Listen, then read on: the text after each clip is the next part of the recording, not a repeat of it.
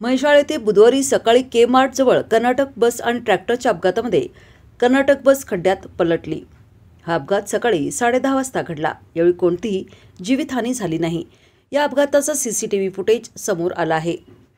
कर्नाटक महामंडळाची KA 23 F1005 ही बस म्हैसाळहून कर्नाटकच्या दिशेने जात होती। यावेळी कागवाडहून म्हैसाळच्या दिशेने ऊस वाहतूक करणारा मोकळा ट्रॅक्टर MH10 DN 9557 2 ट्रॉलीसह म्हैसाळच्या दिशेने येत होता। कर्नाटक बसने ट्रॅक्टरच्या मागे असणाऱ्या ट्रॉलीला धडक दिली। त्यानंतर बसवरील ताबा सुटल्याने कर्नाटक बस अंदाजे 30 फूट उंचीवरून खड्ड्यात कोसळली। या बसमधून जवळपास 40 प्रवासी प्रवास करीत होते। अपघातानंतर म्हैसाळतील तरुणांनी बसमधील प्रवाशांना सुखरूप बाहेर काढले। बसचा चालक मात्र बराच वेळ अडकला होता। बस चालकाचा उजवा पाय मोडला आहे। शर्थीचे प्रयत्न करून बस चालकाला बाहेर काढण्यात आले। यावेळी जवळपास 15 ते 20 प्रवासी किरकोळ जखमी झाले होते।